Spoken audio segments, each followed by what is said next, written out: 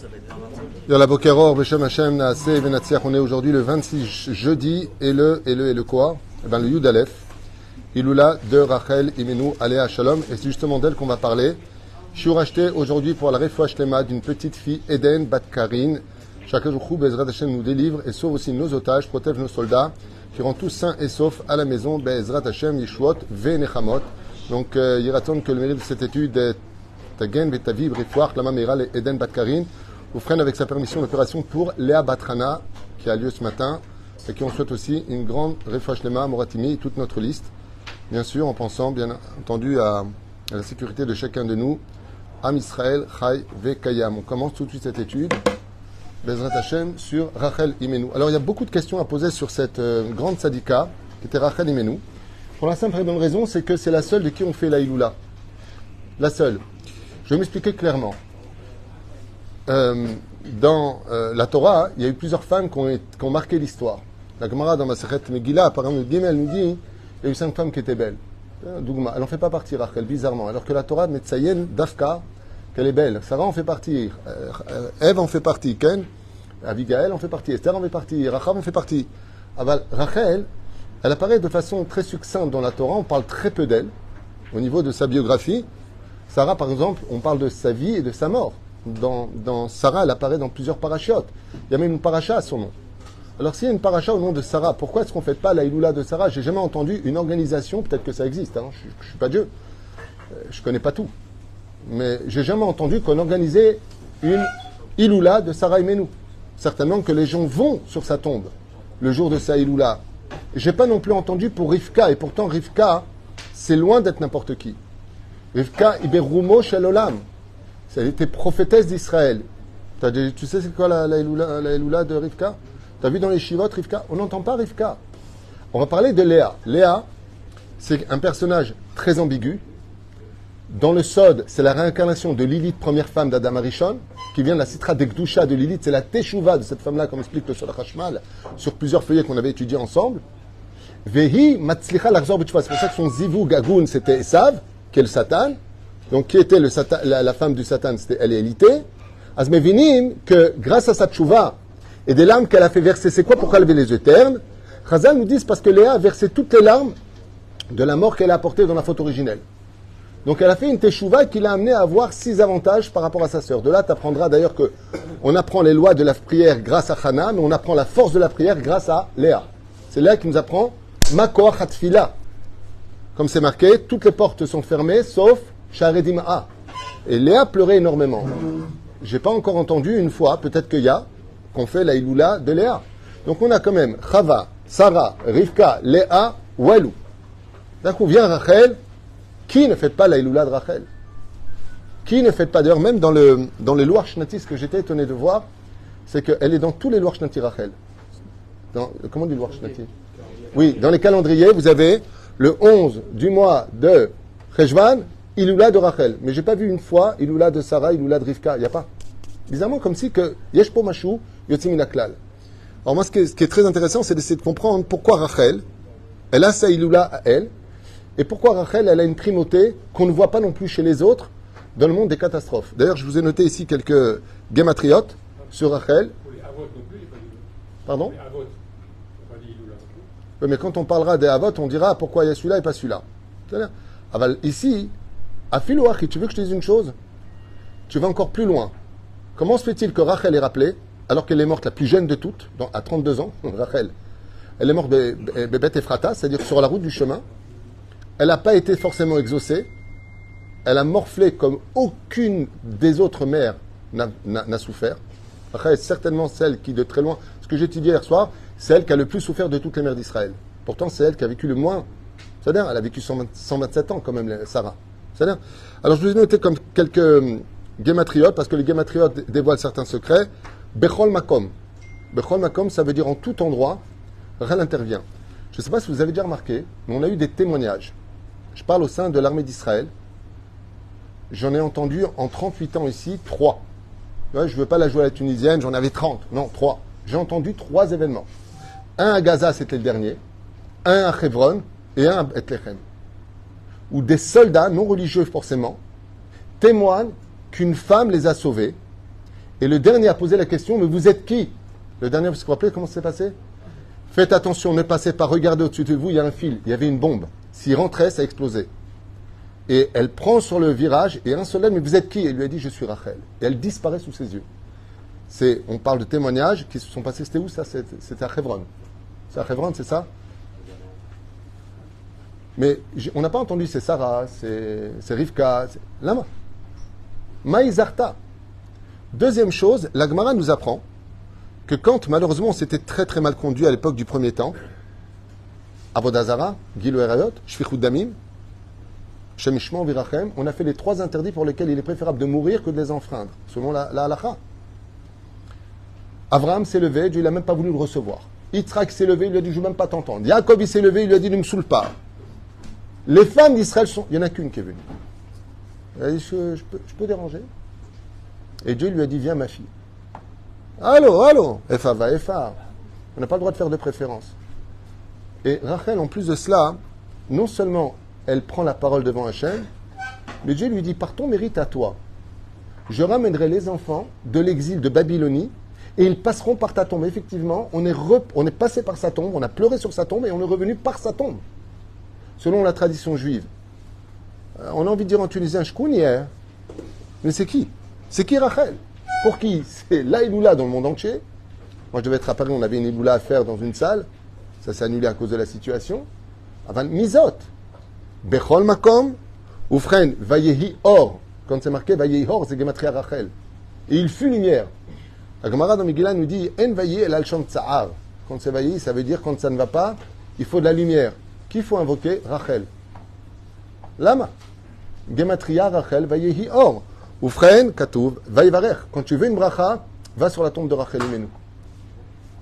Vaïvarech, c'est Gematria Rachel. Oufren, Le'am Segula. Gematria Rachel. Et pour finir, Etzvonech.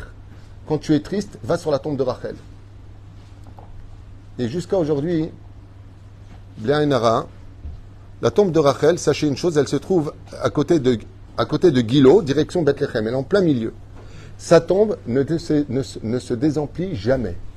Jamais. Elle est tout le temps pleine, sa tombe, que ce soit le jour comme la nuit. Il y a même un kollel qui étudie là-bas toute la nuit. Comme un Satmer, qui sont là-bas aussi. Il n'y a pas que, il y a aussi Rav Neria qui est là-bas toute la nuit. Ken. Et depuis déjà 2 ans, il étudie là-bas toute la nuit. Ken. Lo Youman qui soupar, combien cette femme a eu de mérite. Alors pour cela, il faudrait peut-être un peu revenir en arrière et comprendre qui est Rachel Imenu Alea Shalom. Alors Rachel, elle, bien entendu, vous le savez, c'est la réincarnation de Chava des Sitra de Gdusha. Elle est le Nitzot de Chava du côté positif. Dans le domaine de la Kabbale, elle représente Yudke. Et Rachel et Léa représentent Vavke. C'est-à-dire que le nom de Dieu, Yudke, le plus élevé, repose sur Rachel. Et Rachel, on a quelque chose avec elle qu'on n'a pas trouvé chez les autres. Vous connaissez tous le verset qu'on a l'habitude de dire dans le Tikkun Chatzot, entre autres, Verachel mevaka albanea. D'accord? Shimi koler, on entend ta voix. Et quelle est la promesse que Dieu a fait le jour de la mort de Rachel? Non. Oh, Odapam. Je n'éviterai pas d'écouter tes prières et celles de tes larmes. On a une promesse que si Rachel demande quelque chose, Dieu l'accomplit. C'est gagné d'avance. Si tu vas chez Rachel, c'est gagné d'avance. Jamais tu as vu ça pour Abraham, Sarah, Yaakov, Moshe, Aaron, Shlomo. Jamais. Personne t'a dit. On a vu Rabbi Nachman qui dit tu viens chez moi, je ferai tout pour te sortir du Gehinam. Il t'avait dit que sortirait, je ferai tout pour te sortir par tes bottes du. Cède. Mais Rachel, on le dit, et le prophète le ramène. Quand j'entends ta voix dire Kadosh Baruch Hu, je suis obligé de venir, je suis obligé de t'écouter. Et on voit que chaque fois que Rachel intervient, si Rachel se lève pour ses enfants, Azakadosh Baruch Hu miyad il écoute. Sachez d'ailleurs qu'une des plus grandes, c'est que là je vous le dis à toute vitesse, pour la Parnassa, pour avoir des enfants, pour le Shlom Bait, et relié d'Afka ce qu'on doit faire la Iloula de Rachel, et qu'est-ce qu'on doit surtout faire le jour de la Iloula de Rachel? Afrashat Chala. Al Pisod, il y a un lignan. J'ai entendu ça du Rav Zemir Cohen, c'est pas de moi. Ça, ce que je vous dis, c'est du Rav Zemir Cohen. J'ai entendu, il a dit que le jour de l'Eloula de Rachel, toute la Ségoula, c'est de faire justement Afrashat Chala.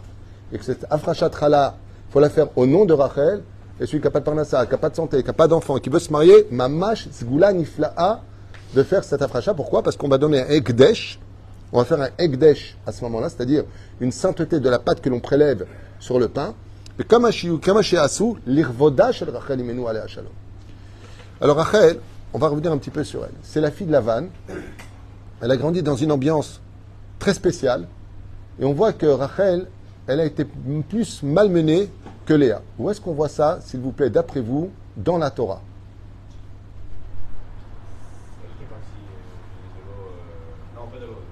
Celle qui est partie?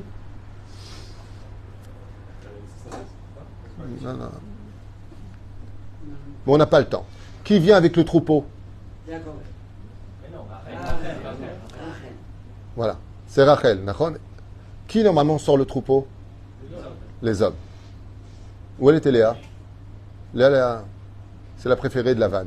Il la fait passer avant. Il l'embête pas. Il la respecte.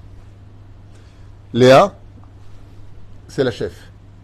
Rachel, Lavan lui dit, va sortir le troupeau. Mais c'est le truc des hommes. La preuve en est. Quand Yaakov arrive et qu'il doit lever la margelle du puits, qui trouve là-bas? Des bergers. La seule bergère, c'est elle. Maintenant, Rachel, elle a un deuxième problème. C'est que la Torah nous annonce qu'elle est Yefat Torah Vifat Mar'e. Elle est extrêmement belle. Elle est mouchlemet ke Sarah Imenu. Elle est parfaite. Comment tu peux envoyer dans des prairies, là où il n'y a personne, une femme aussi belle qu'elle parmi des bergers? Qui la sauvera du viol? Depuis qu'elle est née, et Kibla à la roche. Qu'est-ce qu'elle faisait Rachel? Le Ben Ishra, il nous dit Aïta yotzet im chamisha bgadim. Bon, il y a beaucoup de secrets dans ces chamisha bgadim. D'ailleurs, pose la question le Ben Ishra, comment il a embrassé? Alors ramène là-bas la Gemara de Rav Yossi qui a pris une kala, il a mis une chaise. En réalité, il n'a pas porté la kala sur son dos.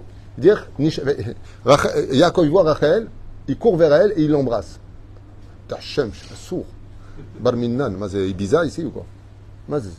C'est Koa, Mazé, il l'embrasse. Kotev Maran Ben Ishraï, Drashot Ben Ishraï, Chamisha Bgadim, Haïta Loveshet. Elle portait 5 habits, ce qu'on appelle la Kabbalah Chamisha Partsufim, Lomeshane. Ve'al Chamisha Bgadim, il a embrassé sur la. Comment on appelle ça? La capuche. Bah ouais, mais si vous ne m'aidez pas, je ne vais pas y arriver, moi. La capuche, c'est un mot que je prononce à peu près une fois tous les 20 ans.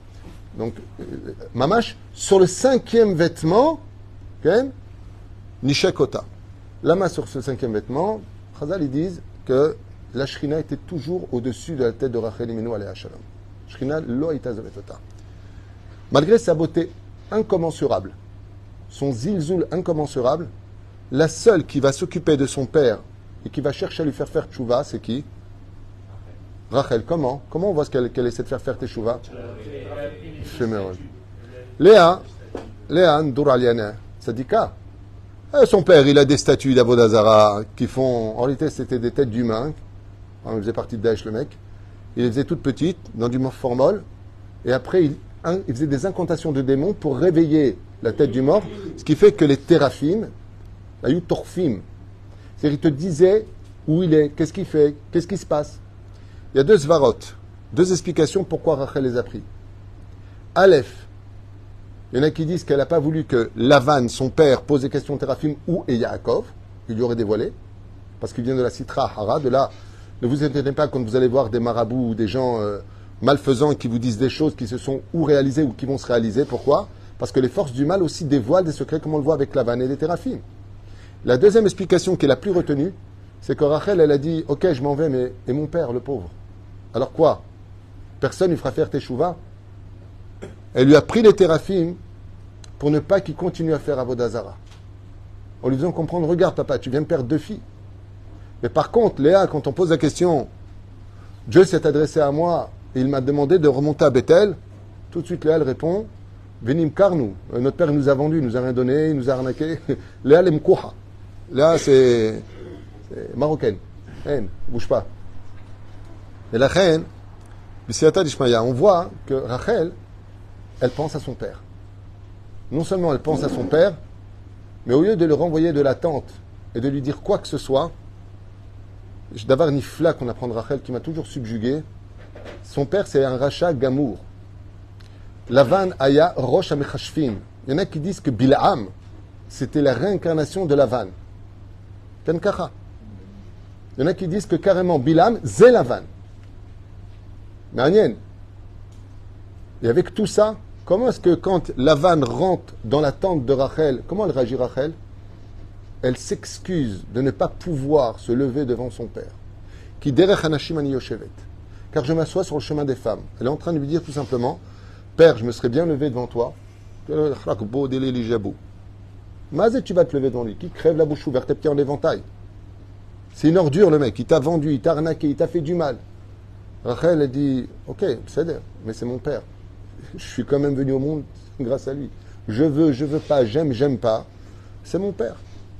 Je vis pas avec. Je me suis éloigné. Tu nous as demandé, Kol Asher Yoma Elecha Elokim, assez. Qui a dit cette phrase? Rachel et Léa. Chazal d'ailleurs nous disent que dans la parashat de Shoftim,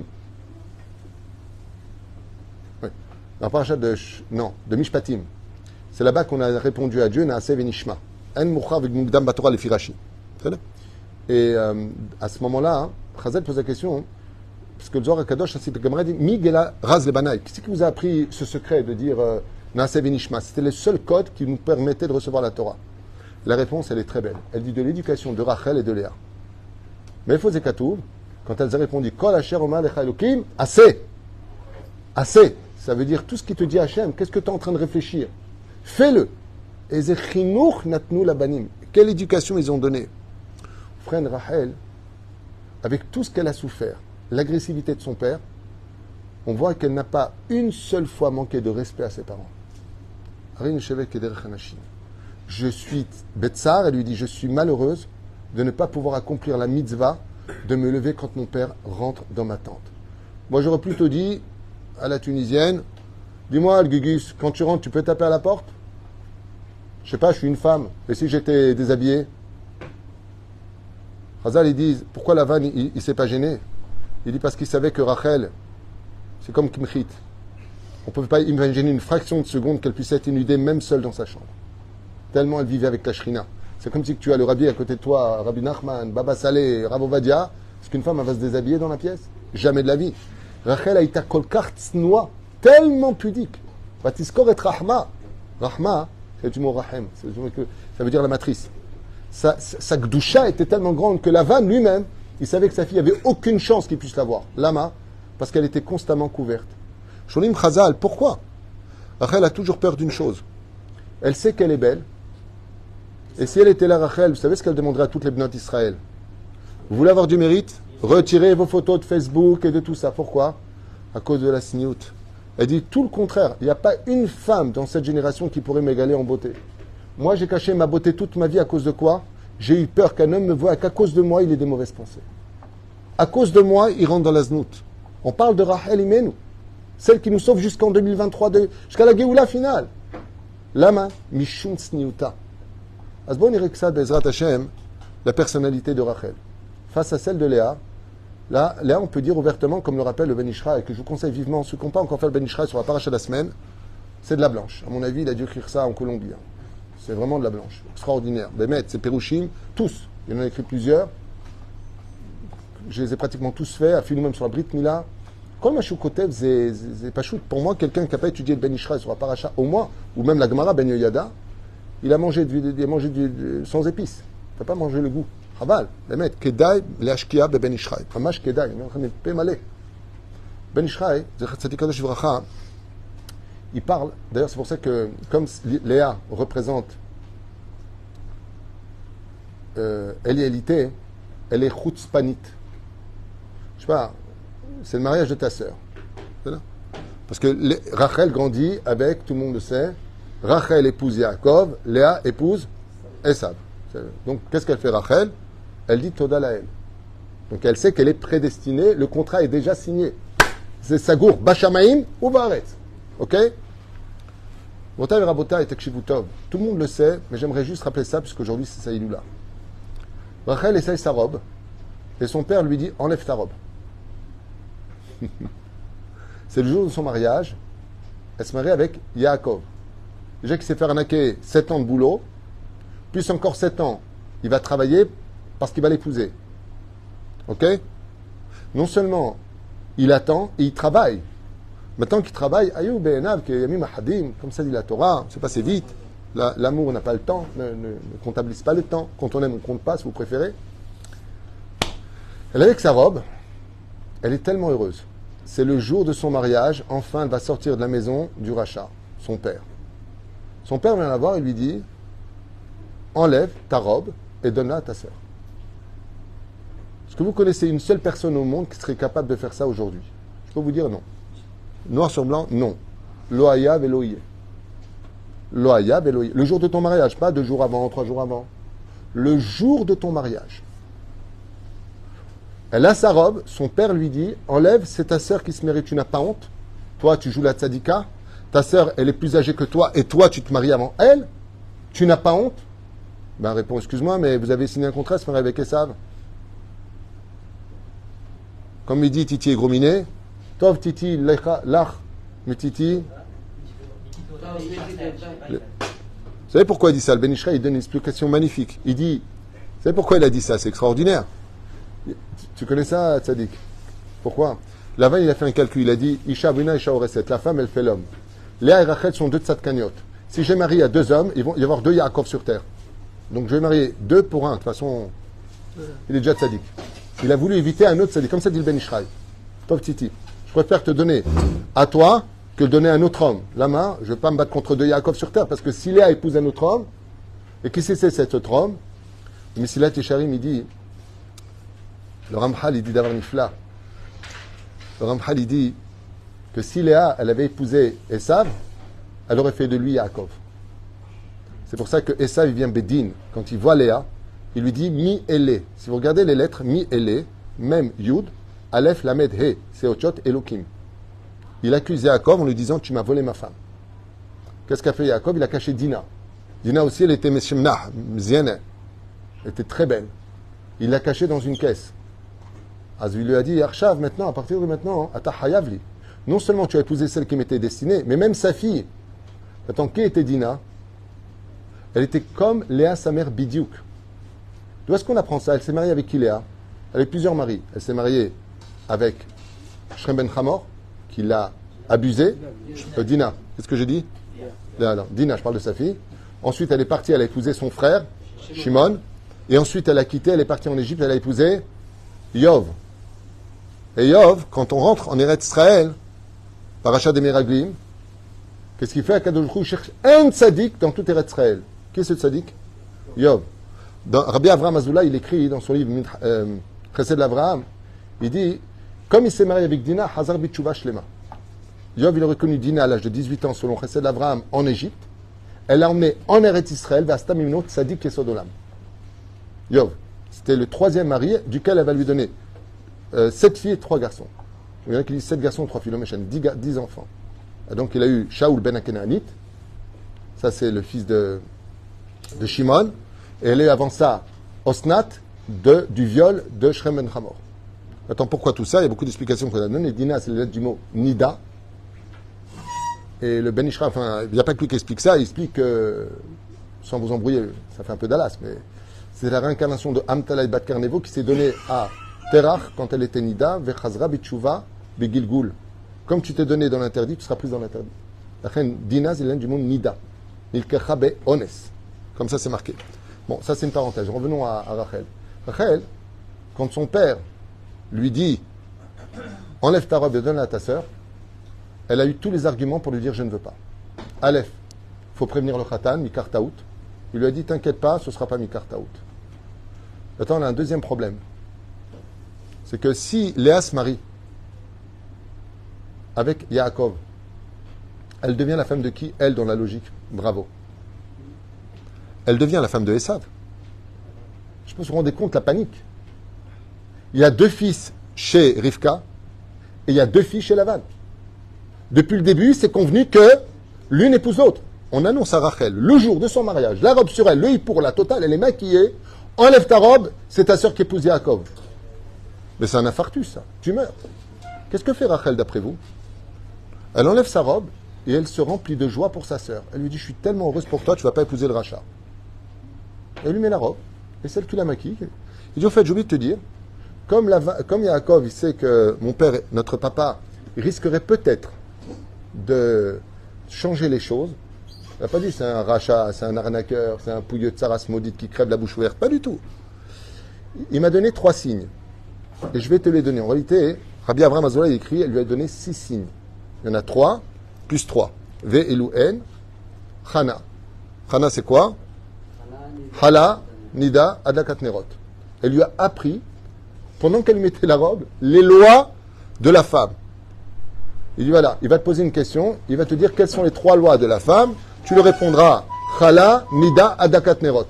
Ça, c'est le pshat. Rabbi Avraham Azoulay, il ramène un autre pérouche extraordinaire. Et il dit ça, c'est le pshat. Le sod, c'était la conduite à avoir. Pourquoi? Il y a 3 endroits sur lesquels le Yetzer Hara se tient vis-à-vis de la débauche sexuelle.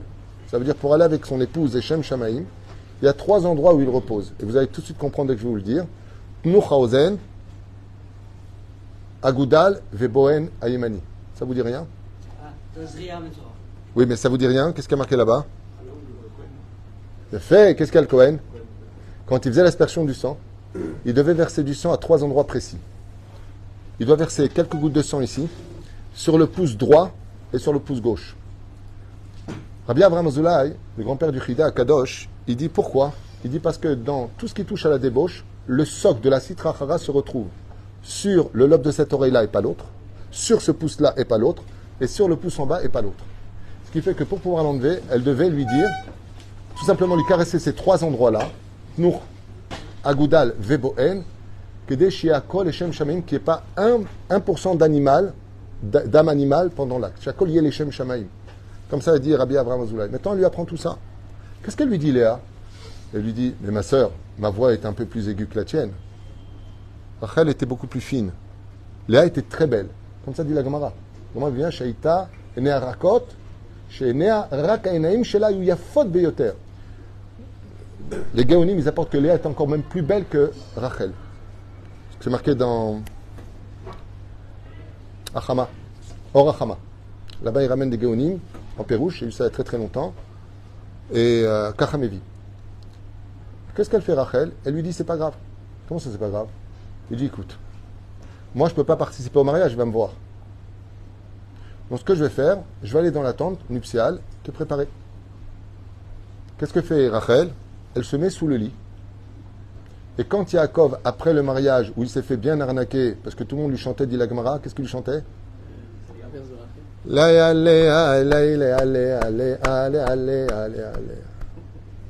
Lui il pensait que c'était Laïla, non, il chantait Léa, ils se moquaient tous de lui. Qu'est-ce qu'il a fait là? Il a pris l'argent de tout le monde en Mashkon pour ne pas dévoiler le secret. Celui qui parle, il lui prenait son oseille. Donc personne n'a parlé. Et tout le monde lui chantait Léa. Maintenant, lui, quand il est parti avec elle, je ne sais pas si vous comprenez ce que je vais vous dire à Botaï. Rachel, elle est sous le lit nuptial de son mariage. Yaakov est sur Léa. Il lui dit, donne-moi les signes. Maintenant, qu'est-ce qu'elle fait, Léa? Elle se tait. Elle n'a pas la même voix. Rachel sort sa tête, elle la met au niveau de sa sœur et donne à Yaakov, avec sa voix, elle, les simanim. Une fois qu'elle a fini, elle passe dessous, et comme si qu'elle n'était plus sur place. Elle est présente pendant l'acte où Yaakov dit à Rachel qu'il aime. De là est né d'ailleurs Réhouven qui s'appelle Ben Temura. Pourquoi? Parce que la Gemara nous dit pourquoi il est sorti avec une tache, Réhouven, qu'il a déplacé la couche de son père. Parce que quand il était avec Léa, lui il pensait qu'il était avec Rachel. Donc il a mis une tache à l'intérieur parce que les intentions accompagnent. Quand quelqu'un est avec sa femme et qui pense à la voisine, il met une tache dans la naissance de cet enfant. Cet enfant, il a 2 mères. Celle qui est biologique et celle à qui tu pensais. D'où la gravité des films. Comment tu peux avoir des films et après tu vas avec ta femme? C'est le mystère. La reine qui est toute sa misère. Quand on réalise qui peut faire ça, imaginez-vous tout ce que je vous dis. Vim Kolze. Qui devait se marier la première? Rachel. Qui s'est mariée? Léa. Qui devait être enterré avec Yaakov? Rachel. Qui s'est fait enterrer? Léa. Qui devait avoir les 12 tribus? C'était Rachel. Combien on en a eu? Que 2. Et encore avec beaucoup de souffrance. Qui n'arrivait pas à avoir d'enfants? Rachel. Tandis que là, avec les mandragores, il y a eu l'échange grâce à Réhouven. Qui a eu Lévi? Léa. Qui a eu Cohen? Léa. Qui a eu le Mashiach? Yehuda. La royauté? Léa. Léa la touille devant Rachel. Takshivu tov. Ken inachinami. Chazal Ombrim, sur chaque joie de sa sœur, Rachel dansait. Et vous savez ce qu'elle disait à Léa? Elle lui disait, qu'est-ce que je suis heureuse pour toi, au moins tu ne souffriras pas. Quoi, t'es enceinte? Qu'est-ce que c'est beau. La seule fois, elle lui a dit, tu peux me donner un coup de main? Elle lui dit, dis-moi, tu veux me prendre mon homme ou quoi, toi? Elle venait de Saint-Denis, la meuf. J'ai pas compris. Tu veux me prendre mon homme? Et qu'est-ce qu'elle lui fait, Rachel? Elle lui dit, tu as raison. Alors ce soir, tu me donnes les mandragores, et comme il devait venir chez moi, il va venir chez toi. Je vais fermer la porte de ma tente, et il viendra chez toi. Elle est tombée enceinte de quel enfant? Le plus dour alianet des 12 tribus, c'est lequel? Non, Issachar. Issachar. C'est qui Issachar? C'est celui qui étudie la Torah du matin au soir. Vous nous Issachar. Elle est tombée enceinte là de ça. Ça veut dire Rachel.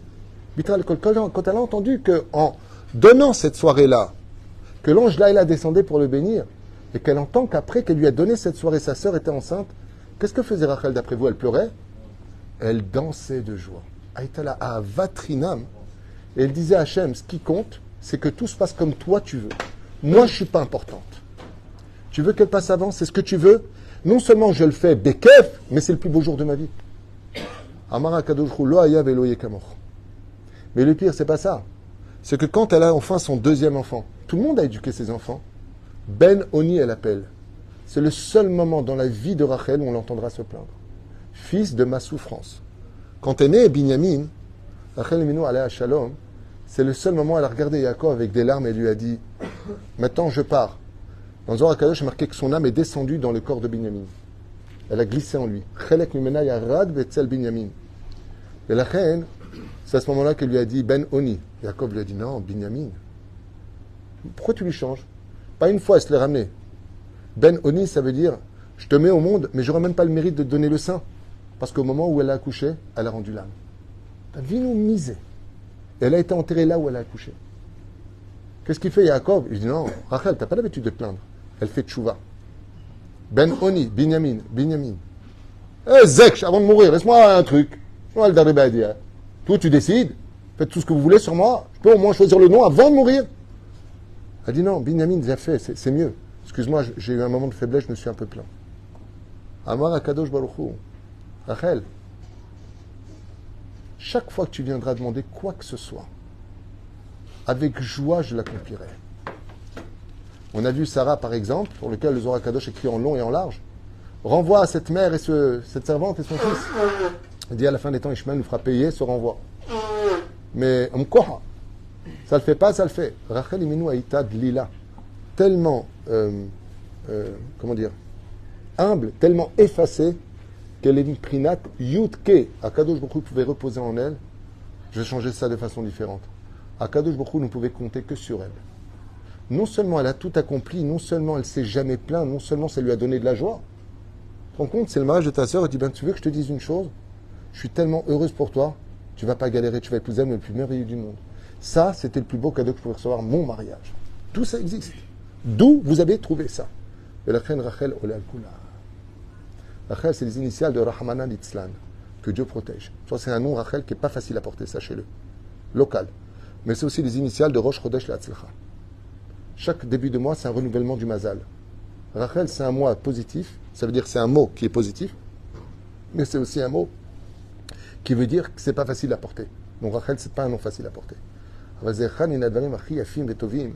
je voulais partager avec vous rapidement sur la dimension de cette femme pour laquelle, on comprend pourquoi Saïloula, elle parle à toutes les générations, et comme on l'a dit, Vayehi or, Gematria Rachel. Là où il y a de l'obscurité, on voit que Rachel, elle intervient. On voit qu'elle intervient sur terre. On voit quand on va sur sa tombe, quand on fait Saïloula, Rachel et Minou, Olé al-Gabehen. Ken. Est-ce qu'elle était présente à la sortie d'Égypte? Rachel était présente à la sortie d'Égypte? J'ai jamais lu ça. Bon, elle était morte bien avant. Mais est-ce qu'elle était présente? Anilo Yodéa. Il n'y avait pas besoin qu'elle soit présente. Pourquoi? Parce que, comme c'est marqué dans la paracha de Bo, noir sur blanc, pardon, dans la paracha de Vaïra, je vous ferai sortir du pays d'Égypte comme je l'ai promis à Abraham, Yitzhak et Yaakov, la tête lachen, Eretz Kenaan. Il y avait déjà une promesse. Dieu, quand il promet quelque chose, c'est pas comme nous. Écoute, faut me comprendre, j'ai pas pu, tu comprends. Elle n'a pas besoin. Elle va pas épuiser son srout. Et ce qu'il y a d'extraordinaire, justement, c'est ce que je voulais vous dire, c'est que l'Agmara nous dit que depuis le deuxième temple, on a perdu le srout d'Abraham, Yitzhak et Yaakov. L'Igmar, le srout. On dit Eloké Avraham, Eloké Yitzhak, Eloké Yaakov, parce qu'on perpétue le Chesed, la Gvura et Tiferet, l'étude de la Torah 2. Mais Rachel, jusqu'à aujourd'hui, son srout n'est pas épuisé. Vous ne l'évoquez pas dans les prières. Hein? Vous ne l'évoquez pas dans les prières. On n'a pas besoin, parce que c'est elle qui intervient quand ça ne va pas. La force de la prière, on la prend de Léa. Il faut l'utiliser. Ta roue de secours, tu la prends tout le temps? Ou que quand t'as un pneu qui crève? Vayehi or, c'est quand ça ne va pas qu'on fait appel à Rachel. Baruch Adonai Leolam, Amen ve Amen.